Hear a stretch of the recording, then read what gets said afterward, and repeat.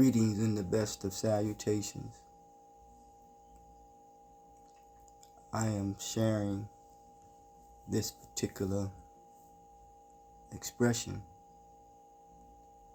when it comes to aesthetics,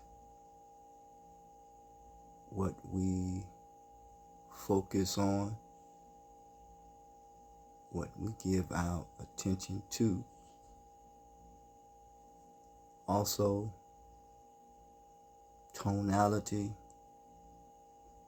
As you look at my physical features, as you look at I'm wearing glasses, as you look at what I have on, my jewelry, and my background.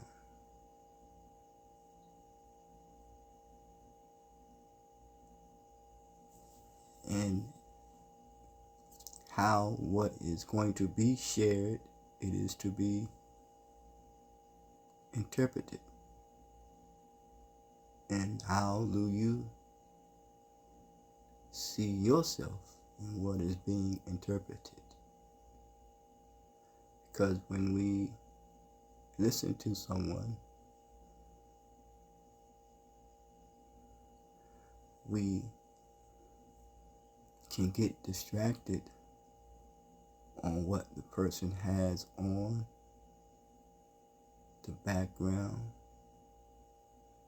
his physical features, his or her tonality,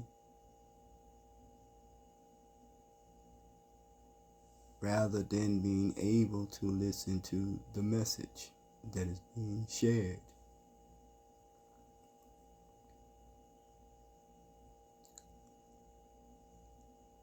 In doing so, we come up with something of how we, or that which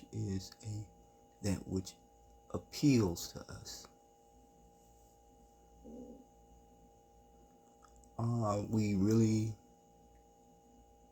as authentic as that which we proclaim to be that we are? Or are we just pretending to be something that we are not? It almost sounds like welcome to the Twilight Zone.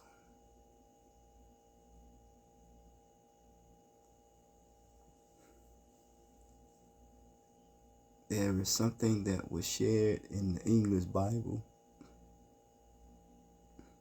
called the Sermon on the Mount. Doesn't mean that which was shared by a particular individual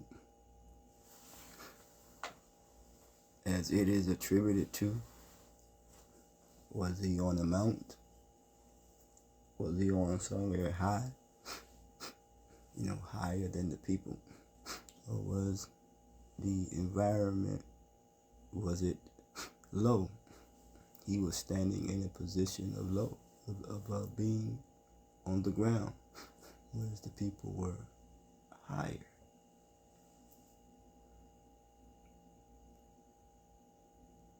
In seeing the multitudes, he went up into a mountain. This is what it said.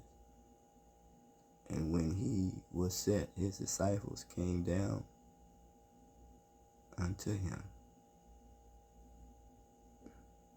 You see? They came down.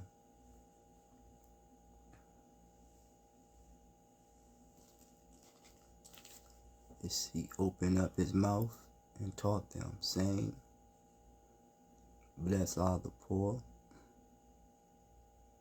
in spirit, for theirs is the kingdom of heaven. Blessed are they that mourn, for they shall be comforted.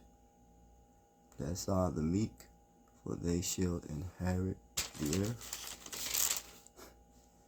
Blessed are they which do hunger and thirst after righteousness, for they should be filled.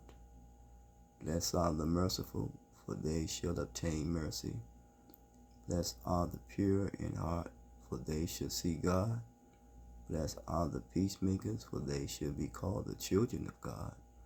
Blessed are that which are persecuted for righteousness' sake, for theirs is the kingdom of heaven. Blessed are ye, men shall revile you and persecute you, and shall say all manner of evil against you falsely for my sake. Rejoice and be exceedingly glad, for great is your reward in heaven. For so persecuted they the prophets which were before you.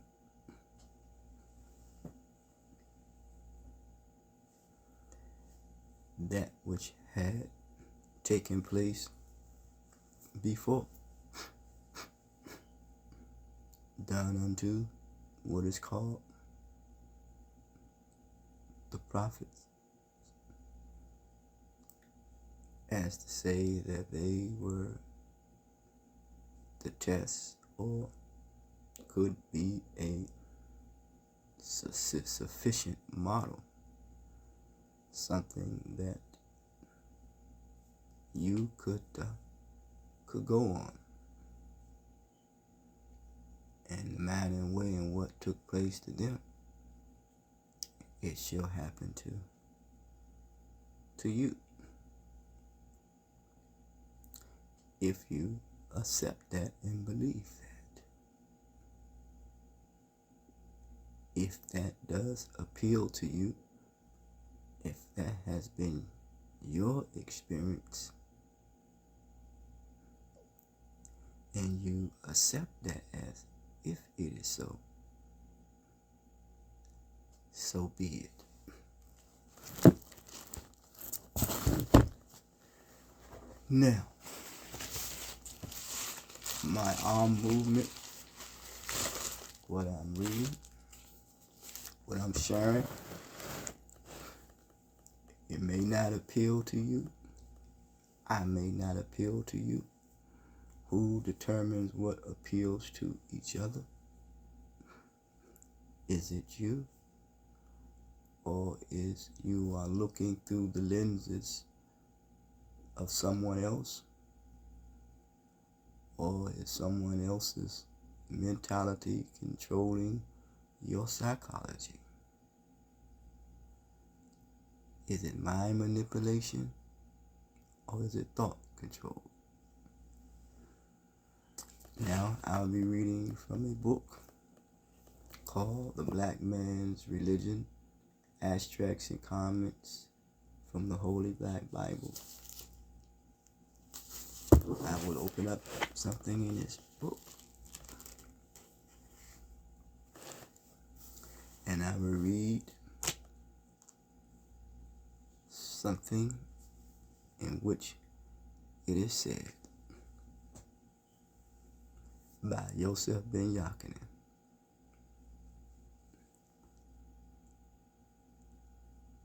The black man of the Nile and his family.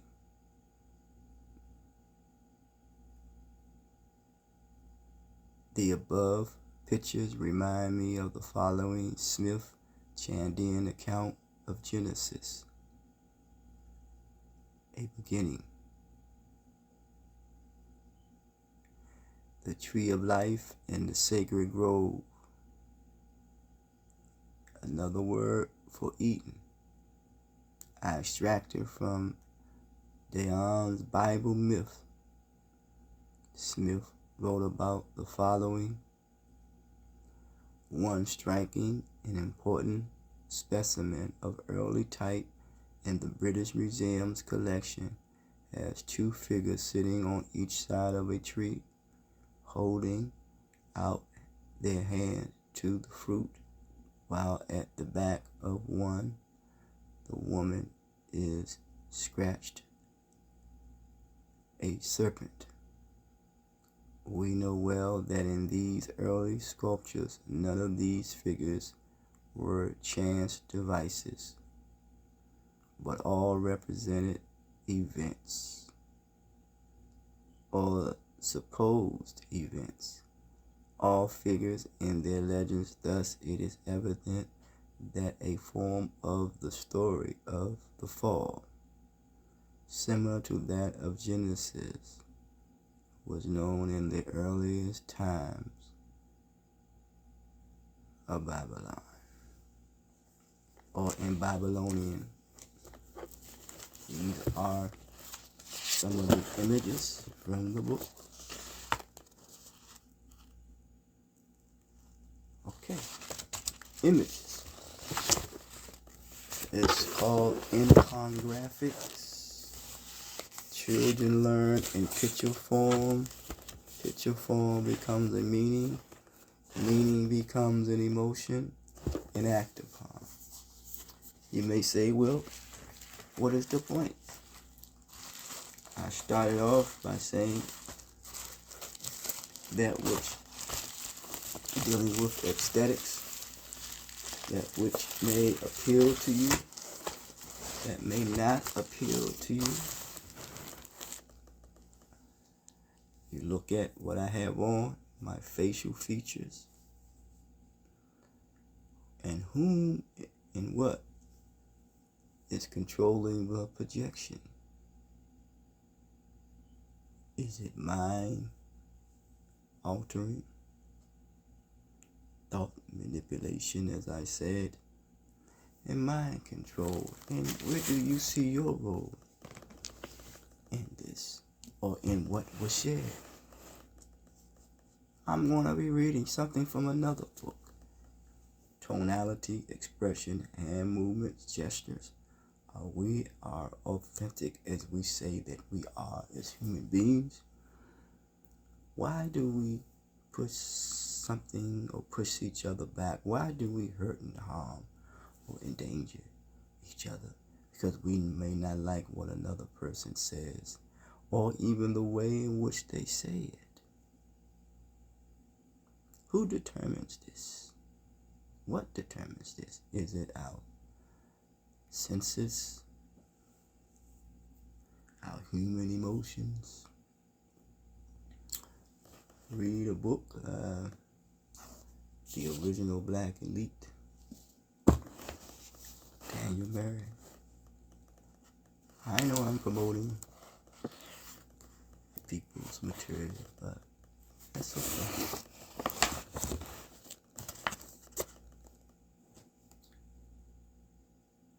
I want to share something. Here we go. The Crown and Mary's list of schooling was the Unitarian Seminary in Baltimore, on which Reverend John F.W. Ware was president. While no actual institution of this name has been confirmed, John F.W. Ware was certainly well known in Baltimore, a white Unitarian clergyman and a pastor at First Independent Church. Ware was devoted to African American education. Described as large-brained, large-hearted man, Ware was a Harvard graduate because his manner was not condescending nor patronizing. Ware was esteemed by the city's black population, despite many who considered Unitarians infidels. Daniel Murray completed his formal education under Ware in 1868 or 1869.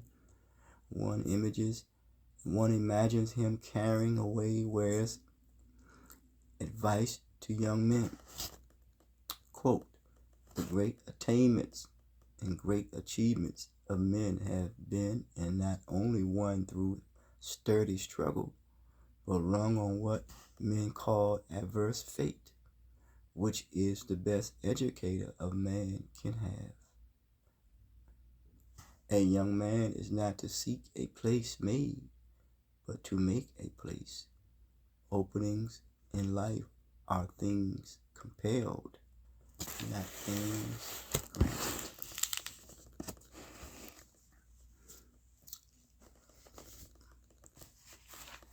The tone, the expression, in the movement. My facial expression, my facial features, what I have on, my background. To some, that could be a turnoff. To some, it could be appeal. But where is the empathy in it all? Where is the human compassion, the human understanding? And we have gotten so far off the path that we get so much in an uproar and in a rage. One psychologist said that rage is a precursor of total violence. That means that many are suffering in silence. And then violence, to me, is the result of an unresolved status. You don't know who you are, you're more prone to participate in acts of violence. Status, that which is to enslave people. Word is your bond, usurp authority, usury. Violence, which is the result of an unresolved status. Once again, so it's a matter of status control. He or she who determines the economic relations one with another determines the status of that relationship. May we learn to put our humanity above status? And are we putting that into practice? I'll be reading from a book, Mental Constellation: The Internal Struggle and Quest for Socioeconomic Change. Now, this book was personally ascribed and written by me. Chapter 7, Mental Residual Effects. Now, this book also can be purchased for a price. Why did I insert that in there?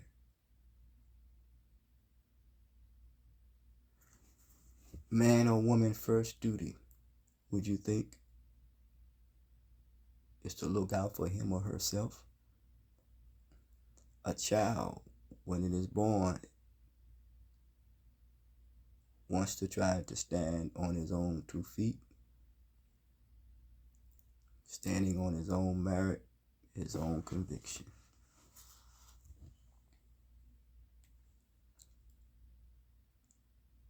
The residual effects of mental, emotional, and psychological slavery still exist in America today amongst the descendants of ex-slaves.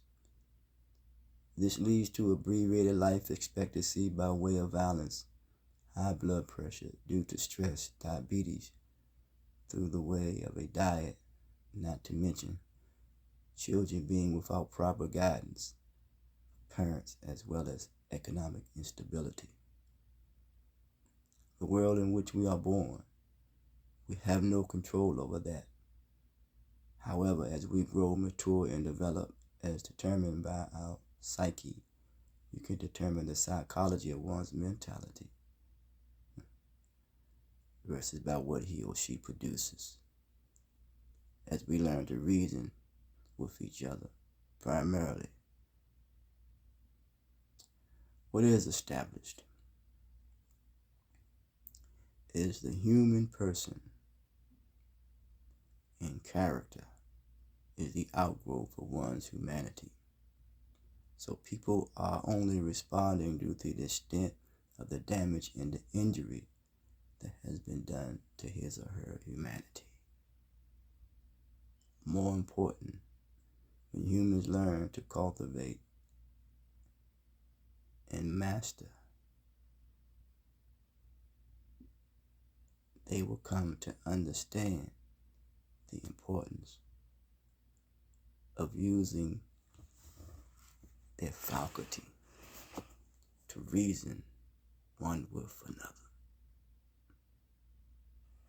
My posture, my tone of voice, my physical features, my background, my clothing, my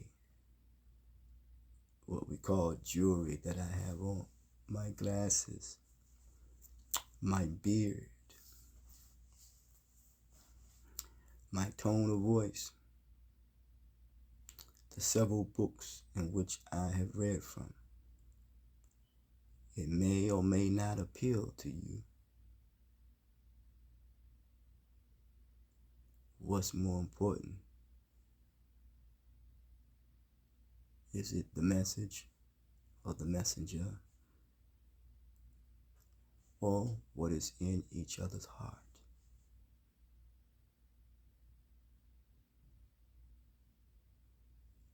I did not read anything from any other faiths, be it indigenous, be it Hindu, be it Islam. Does that not mean that I don't have some of those, or have not experienced, or have some understanding of those teachings, that I should not have reverence for all life and all that this universe has given to us?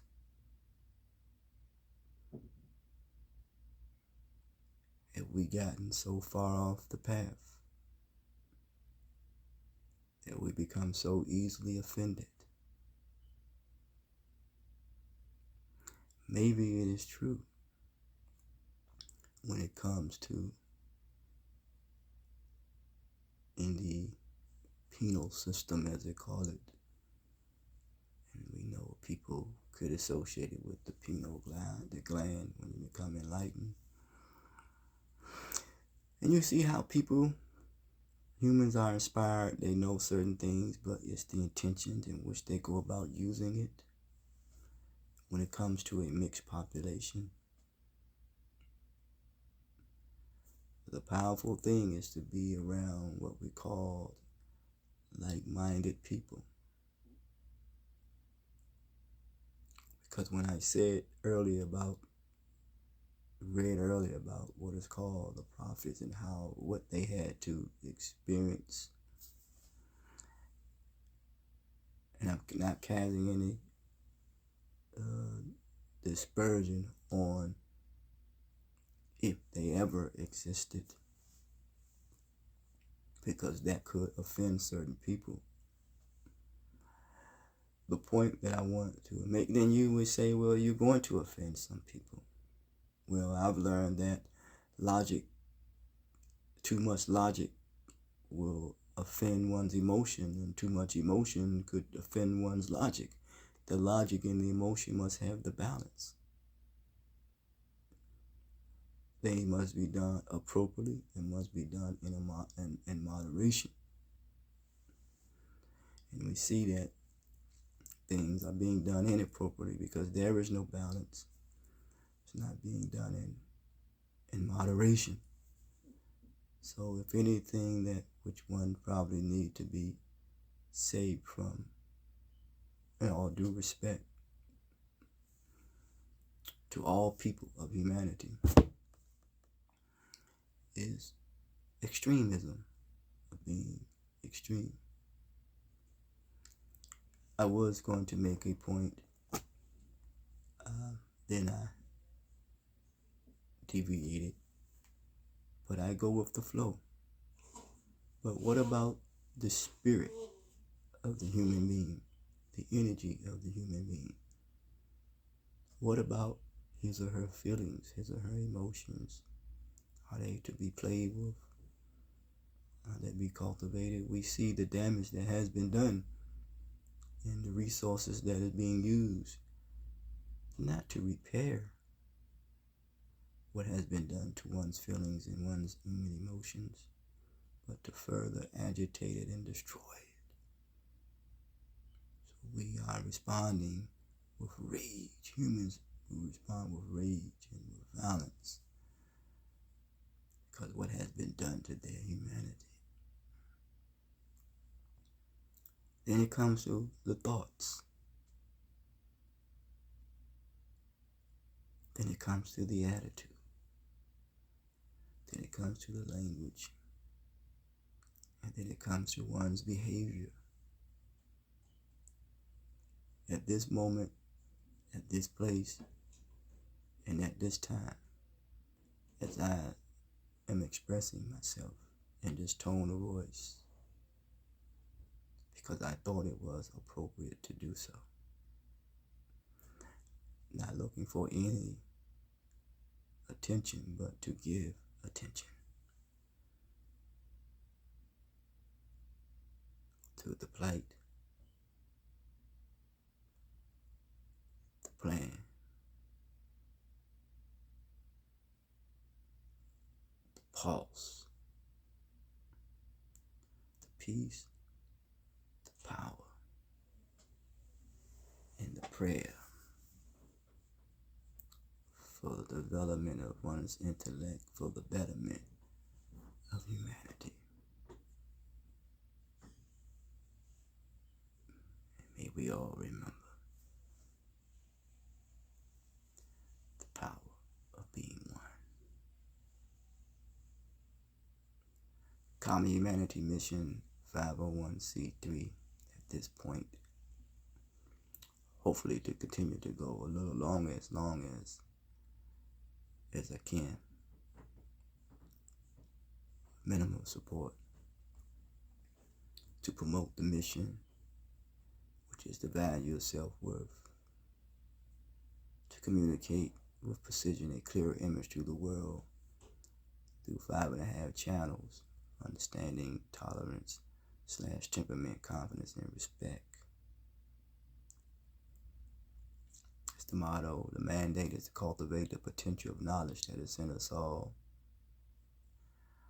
I always say give to the gift of social literacy. How things are approached progressively, holistically, universally, second, holistically, third, comprehensively, fourth, and conscientiously last. To restore social credibility, to readdress social diversity, to revive social coherency, to replenish social continuity, to reclaim social solidarity. This may not resemble, this may not reflect, this may not appeal to many people.